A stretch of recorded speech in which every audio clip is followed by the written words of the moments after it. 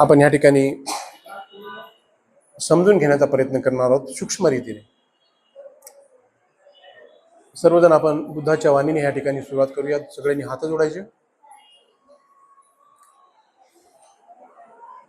मनोपुब्बं गमाधम्मा मनोसिट्ठा मनोमया मनसाचे पदुठ्ठेन भासती वा करोति वा ततो नंग दुःख मनवेति चक्कम वहतो पदम मनोपुब्बंगमाधम्मा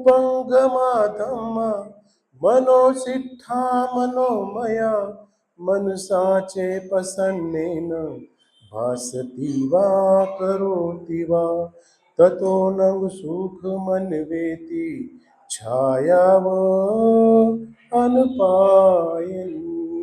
अर्थात ज्या काही क्रिया प्रक्रिया घडत असतात त्या मनुष्याच्या मनावरतीच अवलंबून असतात. माणसाच्या मनामध्ये जर वाईट विचाराने किंवा कलुषित विचाराने जर कार्य केलं तर त्या माणसाच्या पाठीमागे दुःख, ज्या पद्धतीनं बैलाच्या पाठीमागे बैलाची चाकं जात असतात त्याचसारखं त्याच्या पाठीमागे दुःखाचा हा पाठपुरावा आयुष्यभर करत असतात. आणि जे मनुष्य त्याच्या आयुष्यामध्ये प्रसन्न चित्ताने प्रसन्न मनाने जो कोणतं कार्य करतं, पवित्र मनाने जो कोणतं कार्य करतो त्याच्या मागं सुख हे माणसाच्या सावलीप्रमाणे हे सतत आणि सतत हे प्रवाहित असते. हा तथागताचा मेन मुख्य सिद्धांत देणारे महाकारुणिक तथागत गौतम बुद्ध यांना प्रथमतः मी त्रिवार अभिवादन करतो. आणि त्यांच्यामुळे आपल्याला हे एवढं वैभव प्राप्त झालेलं आहे. ज्यांच्यामुळे आपण घेतो ते श्वास, खातो तो श्वास, घेतो तो श्वास, असे डॉक्टर बाबासाहेब आंबेडकर यांना सुद्धा मी त्रिवार अभिवादन करतो. आणि ह्या ठिकाणी जे आपला आजचा 9वा दिवस आहे बुद्ध आणि त्याचा धम्म आणि त्या अनुषंगाने बाबासाहेबांनी लिहिलेल्या ग्रंथाचा या ठिकाणी आपण सारांश रूपाने या ठिकाणी ग्रहण करणार आहोत. आपण बघितलं की ग्रहत्याग केल्याच्या नंतर पहिला जो राजाचं दर्शन होते, ज्याच्या एंट्री होते तो म्हणजे मगध राजा. आता आपण बौद्ध प्रचाराचा प्रसार करण्याचं कार्य हे भारतातले ह्या जम्बूद्वीपातले सगळ्यात जर कोणी केलं असेल तर इथले राजे महाराज आहेत. त्याच्यामध्ये राजा बिंबिसार, राजा प्रसन्नजित, राजा कनिष्क, राजा मिलिंद, राजा हर्षवर्धन, अजातशत्रू, राजा पाल म्हणजे राष्ट्रपाल वगैरे इत्यादी जे हे राजे होते त्या राजांनी बौद्धाचा धम्माचा प्रचार आणि प्रसार हे त्याच्या पद्धतीने केले. विषय आला राजा बिंबिसारचा. आता जेव्हा राजा बिंबिसारांची भेट होते त्यापूर्वी आपण राजा बिंबिसार कोण होता, काय होता हे आपण जोपर्यंत आपल्याला कळणार नाही तोपर्यंत त्यांचं ते कार्य किंवा ते कार्यपद्धती आपल्याला नाही कळणार. मगध म्हणजे एक असं सगळ्यात मोठं जनपद होतं. जनपद म्हणजे महाजनपद, ज्याला म्हणून आपण डिस्ट्रिक्ट लेवल किंवा कलेक्टर लेवलचे जे काही गावं असते 16 जनपद होत आपण बघितलीत त्याच्यापैकी हे सगळ्यात मोठं, जे की जर आधुनिक भारतात जर आपण बघितलं तर बिहार, झारखंड, उत्तर प्रदेश, नेपाळचा जो हा पट्टा येतो त्याचं हे मगध देश आणि त्याचा हे सम्राट. जर यांचं जर कुळ बघितलं आपण तर हे वधकुळ म्हणून गणल्या जाते, कारण याच्यामध्ये सगळे एकमेकाचे वधच केलेल्याचा इतिहास आहे.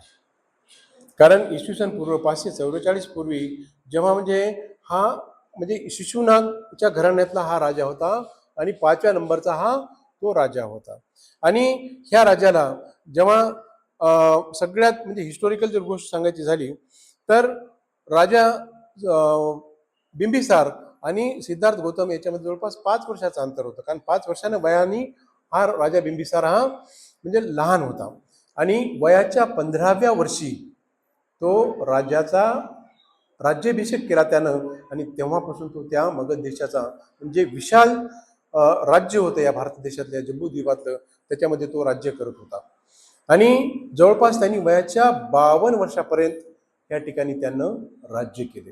आणि अशा पद्धतीनं मग बिहार असो, झारखंड असो, उत्तर प्रदेश असो किंवा बाकीचा जो पट्टा असो, उत्तराखंड असो, हा जो आपण बघितला आहे पूर्ण प्रचार आणि प्रसाराचं कार्य त्यांनी केलं. आणि पहिले बघा ह्याच्यामध्ये अशी नोंद आहे की यांच्या ज्या प्रमुख राण्या होत्या तर ह्या राण्या किती होत्या? प्रमुख राण्या 3 होत्या आणि चर्चेमध्ये जवळपास म्हणजे 5 होत्या. म्हणजे त्याच्यामध्ये राणी कोसला देवी, राणी चेलना, राणी खेमा, पद्मावती आणि आम्रपाली, जी की नगरवधू होती. आणि याच्या व्यतिरिक्त जवळपास 500 बायकांचा तो धनी होता. म्हणजे तेव्हाच्या काळामध्ये काय व्हायचं 2500 वर्षापूर्वी, की जर समजा आपल्याला राज्य काबीज करायचं झालं तर हे विवाह संबंधांची पद्धती होती. त्यामुळे राजे एकपेक्षा जास्त अनेक विवाह 400, 500, 700 असे विवाह करायचे आणि ते राज्य आपल्यामध्ये काबीज करायचे. आता राजा प्रसन्नजिताचा हा मेवना, राजा प्रसन्नजिताची बहीण जी होती ती अतिशय सुंदर होती, कोसला राणी. कोशल देशाची अतिशय म्हणजे महाराणी होती आणि तिला तो एक काशी जे आहे महाजनपद हे तिला हुंड्यामध्ये देते आणि पहिली बायको ती म्हणजे राजा बिंबिसाराची होती. आणि अशा पद्धतीनं हे झाल्याच्या नंतर म्हणजे अशा पद्धतीनं ते त्याचं काशी, मगध, अंग हे जे 16 जनपद होते हे हळूहळू विस्तार करत गेले, सोयरिका करत गेले आणि अशा पद्धतीनं त्यांचे ते मुलं बाळ घरी परिवार वाढत गेला आणि वयाच्या 52 वर्षापर्यंत त्यांनी ते राज्यकारभार केला. आणि हे करत असताना जेव्हा आपण म्हणजे यांचा जर आपला शिशुनाग वंशाचा हे 5वा राजा होता, वयाच्या 15व्या वर्षापासून म्हणजे तो राज्य कारभारामध्ये तो सक्रिय झाला. आणि अशा पद्धतीनं जेव्हा म्हणजे कोसला देवी आणि बिंबासाराचं जेव्हा लग्न झालं, आपण पाहतो इतिहासामध्ये, कारण बाबासाहेब म्हणतात की जे कोणी इतिहास विसरतो तो परत इतिहास घडू शकत नाही, कारण साचलेलं पाणी कधी स्वच्छ राहत नाही, त्याला वारंवार हापसावं लागते. म्हणून हे बौद्धकालीन बौद्ध निर्मितीमध्ये जे या राजे महाराजांची जी कथा आहे किंवा यांची जी थोडक्यामध्ये माहिती आहे ती अशी की म्हणजे जगातले एकमेव असं उदाहरण आहे की जे की म्हणजे बापानं मुलाची म्हणजे हत्या केली, त्याच्यापैकी एक राजा बिंबिसार आहे.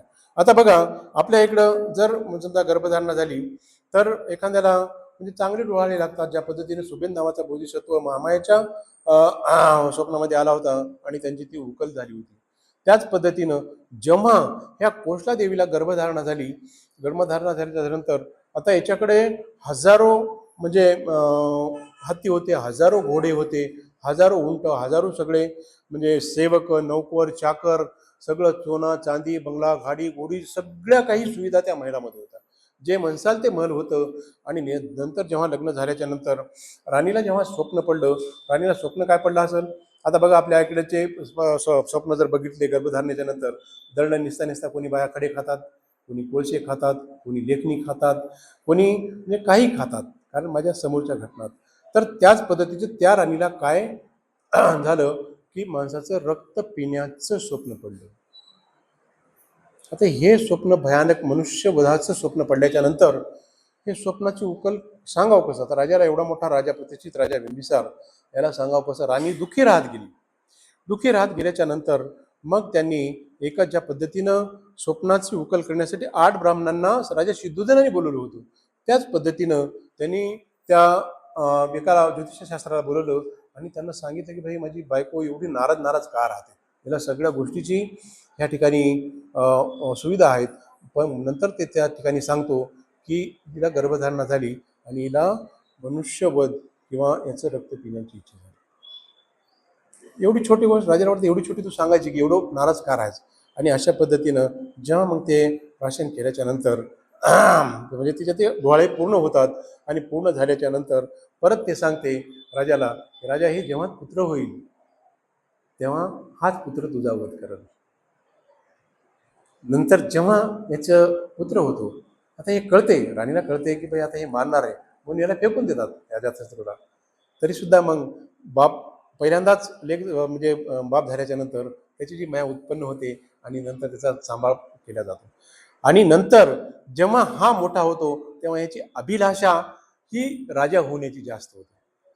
म्हणून काय करतो, हा बापाला बंदिस्त बनवतो, साखळदंडाने बांधून टाकतो एखाद्या बंद खोलीमध्ये. आणि बंद खोलीमध्ये बांधल्याच्या नंतर याचं जेव्हा लग्न होते आणि याला जेव्हा पुत्र प्राप्त होतो, जेव्हा तो नवजात पुत्राला घेऊन तो मांडीवरती बसत असताना तो जेवत करताना ते बाळ काय करते, सू करते. सू ती थोडी त्याच्या ताटामध्ये जाते, जेवणाच्या ताटामध्ये जाते, पण तरी सुद्धा ते हे करत नाही. अंगावरचा जो पट्टा असतो त्या पट्टाने ती सू बाजूला करते आणि जेवण हे कंटिन्यू करते. मग त्याची जी आई असते, आईला तो प्रश्न विचारतो का, अगं आई, जगात असा कोणी पुत्र असेल का, कोणी बाप असेल का इतका प्रेम करणारा, की यानं सूज जरी केली तरी मी माझं जेवण हे कंटिन्यू करते. तेव्हा ती आई सांगती की राजा बिंबिसाराचा इतिहास सांगते त्याला. आणि जेव्हा हे इतिहास जेव्हा म्हणजे त्याला कळते की एवढं जर मला पुत्र झाले असताना मला जर माझा बाप एवढं म्हणजे मला पुत्र झाला, मला एवढं भरून आलं, माझं प्रेम एवढं उतू गेलं, मग माझ्या बापाला मी झाल्याच्या नंतर मला किती आनंद झाला असेल. या गोष्टीचा त्याला पश्चाताप होते, मोठी कुऱ्हाड घेते आणि त्या रूमकडे जाते ती साखळदंड तोडण्यासाठी. आणि बापाला वाटते इकड्या हे आता मला मारायला येणार आहे, याच्या हातानं मरस्तोर मी माझी सुसाईड केलेली बरी.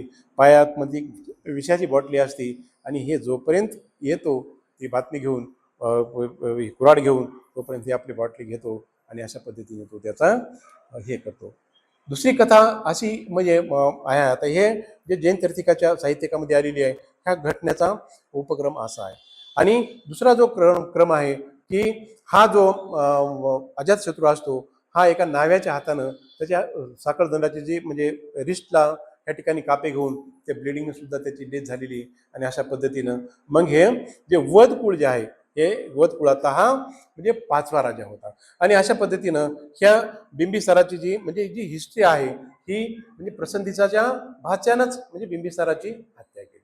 म्हणजे हे आपल्याला या बौद्ध साहित्यामध्ये आपल्याला म्हणजे लक्षात येण्यासाठी आणि कशा पद्धतीचं ते कार्यप्रणाली होती, अशा पद्धतीचं या ठिकाणी राणी खेमा जी होती ती पंजाबची खूप मोठी राजकुमारी होती. दुसरी राणी चेलना जी होती ती लिच्छवीची राणी होती. पद्मावती उजी उज्जैनची होती. पुत्र अभय झाला तो म्हणजे जीवकाला जीवनदान देणारा आपण नंतर पुढे पाहणारच आहोत.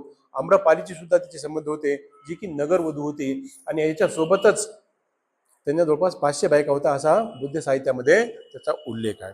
आणि जेव्हा सिद्धार्थ आणि राजा बिंबिसाराची भेट होती, जेव्हा भिक्खुसंघ येतो आणि जेव्हा जो जटिल जो हे असतो 500 याच्या सगट घेणारा जेव्हा बुद्ध संघामध्ये प्रविष्ट होत असतो, तेव्हा तो तथागताचा सगळ्यात मोठा विजय असतो. आणि हा विजय झाल्याच्या नंतर जेव्हा म्हणजे बिंबिसाराच्या राज्यामध्ये मगध राज्यामध्ये येतात, तेव्हा हा भोजनदान देतो. आणि भोजनदान देण्याच्या नंतर त्यांनी जे बसायला जागा नसते आता घरामध्ये, तेव्हा म्हणजे वेळूच्या वनामध्ये भोजनदान देत असतो. आणि भोजनदान दिल्याच्या नंतर संघास पहिला जगामध्ये दान देणारा जर कोणी असेल तर तो बिंबिसार राजा.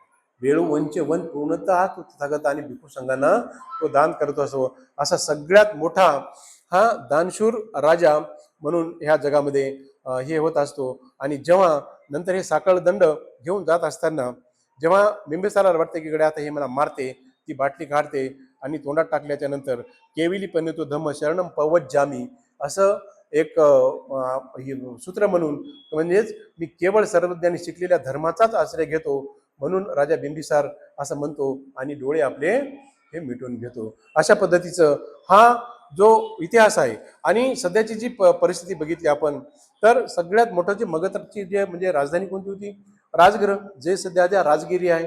आणि त्याच ठिकाणी जे बुद्धी टेम्पल आहे ते सुद्धा त्याच ठिकाणी, म्हणजे सगळ्यात मोठं बौद्ध साहित्यामध्ये किंवा बौद्ध संस्कृतीमध्ये सगळ्यात मोठी जे चळवळीचं जे स्थान होतं ते ह्या अशा पद्धतीचं होतं. आणि ज्या पद्धतीनं हे सांगितलं, तेव्हा जेव्हा आता याच्या पोटी किंवा प्रेमाच्या पोटी सिद्धार्थाला सांगत असतो की तुम्ही ग्रह त्याग करू नका, तुम्ही घरी वापस जा.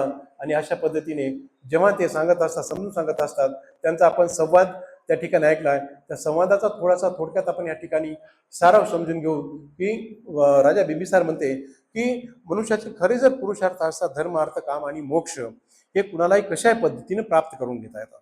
मग तू हे ग्रह त्याग करून प्रश्नाचे उकल कशासाठी जात आहे, कारण ह्या गोष्टी चलत राहतात. ह्या गोष्टी सोडून जा, तुला कोणत्या गोष्टीची कमी आहे. आणि अशा पद्धतीनं आपली नैतिक कर्तव्य, सत्य, न्याय आणि योग्य मार्गाने सुद्धा आपण आपल्या मार्गाने जगता येते. त्याच पद्धतीनं प्रामाणिक मार्गाने संपत्ती आणि बौद्धिक संपत्तीची सामग्री जमा करून सुद्धा आपला जीवन हे साधता येते. त्याच पद्धतीनं संसारी आणि मानसिक इच्छा आणि सौंदर्य, प्रेम आणि सुख याचा अनुभव सुद्धा घेता येते. हे जे धर्म अर्थ काम आणि मोक्ष, आणि याच्यानंतर या 3 पायऱ्या धरल्याच्या नंतर 4था पायरी आपल्याला कशा पद्धतीचा हा मोक्ष प्राप्त करता येतो. म्हणून राजन, तुम्ही जे आहे ह्या मानवी जीवनाला योग्य दिशा देणारे हे 4 तत्वाचं पालन करा. हाच खरा पुरुषार्थ आहे. त्याच्यामुळे मी तुम्हाला सांगतोय की तुम्ही आपल्या या धर्माच्या मर्यादित राहून अर्थ कामाची पूर्तता करून शेवटी मोक्षाकडे वाटचाल आपली ऑटोमॅटिक होणार. हेच जर उद्दिष्ट तुमचं असेल तर तुम्ही ह्या पुरुषार्थ सुद्धा संसारिक जीवनामध्ये राहून हे सार्थ करू शकता. आणि नंतर अशा पद्धतीचं या वर्णन म्हणजे त्यांचं जे समजून सांगण्याचं जे हे असते, सिद्धार्थाला पोटतिडकीने तो समजावून सांगत असते प्रत्येक गोष्टीचं उत्तर. नंतर आपण उद्याच्या भागात पाहणार आहोत. आणि ह्या पद्धतीचं जो हा राजा असतो, हा कपिलवस्तूच्या ते राजगृह हे जवळपास म्हणजे 563 किलोमीटरचं अंतर असते. आणि अशा पद्धतीचं हे बिहारमधलं हे सगळ्यात मोठं जे स्थान आहे हे राजा बिंबिसाराचं या ठिकाणी आपल्याला पाहावयास मिळते. आणि अशा पद्धतीचं हे जे राजा आपल्याला म्हणजे उपदेश करतात, सिद्धार्थाला उपदेश करतात की हे सौम्य युवका, पैतृक राज्याचा वारसा स्वीकारण्याची तुझी इच्छा नसेल तर मी तुला माझे अर्धे राज्य देतो. मगध राज्य, काशी, वज्जी म्हणजे जे आताचं जे आहे समजा भागलपूर, राजगृह, गया, पटना, श्रावस्ती म्हणजे उत्तर प्रदेशमध्ये वाराणसी, वैशाली हे जे राज्य आहे मी हे तुला देतो. परंतु तू ग्रहत्याग करू नकोस. हे अर्ध राज्य घे, इथं व्यवस्थित कारभार कर. आणि तू जे तुझा निर्णय घेतलेला आहे कृपया त्या माझ्या अर्ध्या राज्याचा तू स्वीकार कर. आणि आला ससा त्या राज्यामध्ये जा आणि राज्याभिषेक लगेच कर असा सुद्धा आपल्याला उल्लेख पाहायला भेटला. सत्पुरुषाच्या साहाय्याने सत्पुरुष समृद्धीत वृद्धीच होत असते. आणि जर तुला संन्यासीच धर्म अंतिम ध्येय असेल तर कुटुंबाच्या परंपरेनुसार यज्ञ कर, आहुती दे. यज्ञ आहुतीच्या माध्यमातून श्रेष्ठतम स्वर्गाची प्राप्त होऊ शकते. हा संन्यासाचा नाद तू सोडून दे. आणि एवढं जरी समजा तुला करायचं जर नसेल तर तू यज्ञ कर. मग ते विविध यज्ञ आहेत, आपण ते नंतर पाहणारच आहोत. विविध प्रकारचे यज्ञ आहेत. तुला जर स्वर्ग प्राप्तीच्या किंवा माणसाच्या प्राप्तीसाठी जर तुझं अंतिम ध्येय असेल तर तू कुठल्याही प्रकारचं यज्ञ करून त्या सुखाची तू प्राप्ती करू शकतो. किंवा तुझं जे ध्येय आहे ते तू गाठू शकतो. जे ध्येय ऋषी महर्षींनी त्याग आणि तपश्चर्याच्या माध्यमातून साध्य केले तेच ध्येय बाहूवर नाना प्रकारचे अलंकार लिहून शिखरावर रत्नजडित मुकुट धारण करणाऱ्या राजश्रींनी यज्ञ आणि आहुतीच्या माध्यमातून सुद्धा साध्य केलेलं आहे. आणि तुझं जर ध्येय तेच जर मोक्ष प्राप्तीचं जर असलं तर अंगावरती सुवर्ण जडित अलंकार धारण करून सुद्धा तू तुझं ते साध्य जे आहे ते तू साध्य करत असतो. म्हणून राजन तुम्ही कृपया मागे फिरा. 1000 एकर जमीन, 1000 नांगरे एट ए टाइम चालतील एवढी त्यांची संपत्ती होती. उन्हाळा, पावसाळा, हिवाळा यामध्ये ज्या पद्धतीनं राहता येईल त्या पद्धतीचे त्यांच्याकडे वाडे होते. आणि केवळ मामा भाच्याच्या जे काही स्वैरधारे असतात, कोशल देश आणि शाक्य देश, फक्त रोहिणी नदीच्या पाण्यावरूनच हा जो वाद पेटलेला होता. हालाकीत सिद्धार्थाचा प्रश्न अतिशय बरोबर होता. परंतु बघा, आपण इन जनरली पाहतो चांगल्यांची संख्या ही खूप कमी असते आणि वाईटांचीच ही संख्या अधिक असते, असं तथागतांचा सिद्धांत आहे. म्हणून त्या ठिकाणी सेनापती उठतो आणि जे काही संघाचे नियम लादून दिलेले आहेत तू मोडत आहेस असे त्यांना सांगून त्यांना तो ग्रह त्याग करण्यास भाग पाडतो. जर ग्रह त्याग नाही केला तर तुझ्या सिद्धोधन राजाला देहदंड होईल किंवा घरच्यांना त्रास होईल. म्हणून त्यांनी एक तर घरच्यांनाही वाचवलं, कुटुंबालाही वाचवलं आणि जो रोहिणी नदीचा प्रश्न होता त्याच्यावर सुद्धा तोड घेण्यासाठी कुणालाही त्रास न देता मीच माझ्या घरातून मीच ग्रहत्याग करतो असा त्यांचा हा दृढ संकल्प घेऊन तो मगध राजाच्या त्या प्रवेशद्वारावरती जातो. आणि त्या ठिकाणी त्यांचं जेव्हा स्वागत केल्याच्या नंतर असा तरुण बाळ सुंदर असा दमदार बांध्याचा जो पुत्र येताना बघत असताना सगळे लोक त्याच्या पाठीमागे जातात. मगध राजाला ती बातमी कळते आणि अशा पद्धतीनं नंतर राजा हळूवार त्याच्याबरोबर जातात आणि ह्या गोष्टी त्यांना समजून सांगतात की राजन, हे जे आपण करायलात हे अजिबात बरोबर नाही आहे. तुम्ही जे तुमचं जर ध्येय मोक्षाचं जर असेल तर तुम्ही त्या याचं सुद्धा तुम्ही म्हणजे अर्ध राज्य घेऊन सुद्धा तुम्ही ते कारभार करू शकता. आणि जे काही संसारिक जीवनाचा उपभोग आहे ते उपभोग घेत घेत सुद्धा तुम्ही ते तुमचं ध्येय साध्य करता. म्हणून राजन, तुम्ही मी जे म्हणतोय माझं ऐका आणि तुम्ही परत जे आहे घराकडे वळा. अशा पद्धतीचा हा जो वर्णन या ठिकाणी आपण म्हणजे आपण बघितलेला आहे पहिल्या टप्प्यामध्ये. आणि उद्याच्या टप्प्यामध्ये आपण कशा पद्धतीचं ह्याला उत्तर सिद्धार्थ हा बिंबिसाराला देतो. अतिशय सुंदर आणि अतिशय म्हणजे एक तर म्हणजे जीवनाला आपल्या सदाचारी जीवनाला चालना देणारा अतिशय सुंदर वर्णन तथागतांनी त्यांना एका शब्दाचं एका आता ॲडव्होकेट साहेबांनी सांगितले अतिशय विस्तृतपणे मांडणी, ज्याच्यामध्ये बाबासाहेबांनी आपल्याला जवळपास 46-44 त्या याच्यामध्ये आपल्याला महामंगल सूक्तामध्ये एक ती कहाणी एक गोष्ट त्यांची ती आपल्याला कॅप्चर करून कशा पद्धतीनं वागायचं, कशा पद्धतीनं राहायचं, कोणत्या संपत्तीचा त्याग करायचा, कोणती खरी संपत्ती आहे, कोणत्या खोट्या गोष्टी आहे, याचं विश्लेषण एक ना अनेक उदाहरणं देऊन त्या ठिकाणी म्हणजे सांगितलेले आहेत. असा हा पद्धतीचा आपला जो हा उपक्रम आहे याच्यातला आजचा हा 9व्या दिवसाचा हा 9वा भाग जो आपल्या पहिल्या खंडातला हा दुसरा भागाचं वर्णन इथपर्यंत आपल्याला नक्कीच समजलं असेल. कारण प्रत्येक शब्दाचा अर्थ प्रत्येक राज्याची हिस्टॉरिकल स्टोरी आपल्याला जोपर्यंत करणार नाही तोपर्यंत आपल्याला तो पिक्चर जो आहे तो पिक्चर आपल्याला दृष्टीप्रसाद पडणार नाही. कारण याचा प्रचार आणि प्रसार जर आपण लोकांनी नाही केला तर मग करल कोण. म्हणून आपलं आद्य कर्तव्य आहे की आपलं बाबासाहेबांनी जे मेहनत करून आपल्याला एवढा पवित्र धम्म दिलेला आहे त्या पवित्र धम्माचं सदाचारी जीवनाचं हे आपल्या कल्याणासाठी. याच्यामध्ये काय तथागतांचा फायदा नाही किंवा डॉक्टर बाबासाहेब आंबेडकरांचा फायदा आहे. हे जे श्वास घेते, जे मनुष्य अन्न खाते त्या पृथ्वीतलावरच्या प्रत्येक मनुष्यासाठी हे म्हणजे एक श्वास आहे. हे धम्मज्ञान म्हणजे एक श्वास आहे. जर आचरणामध्ये कुठं जरी बिघाड झाला तर तुम्हाला केव्हाही ऑक्सिजन लागू शकतो. हाच संदेश आजच्या ह्या भागामध्ये आपण गृहीत धरून आपण ह्या ठिकाणी थांबूयात. सर्वांना आपण आज असंख्य संख्येने आपण उपस्थित झाल्याबद्दल आपले सर्वांचे ह्या ठिकाणी धन्यवाद देतो आणि सर्वांनी ह्या ठिकाणी हात जोडायचे शेवटची आशीर्वाद गाताना आपण संपन्न करू. भवतु सब मंगलम रक्षन्तु सब देवता सब बुद्धानुभावेन सदा शान्ति भवन्तु ते. भवतु सब मंगलम रक्षन्तु सब देवता सब धम्मानुभावेन सदा शान्ति भवन्तु ते. भवतु सब मंगलम रक्षन्तु सब देवता सब संघानुभावेन सदा शान्ति भवन्तु ते. बुद्धं नमामि धम्मं नमामि संघं नमामि. सर्वांचे धन्यवाद. जय भीम. शरणता यायची काय करत नाही.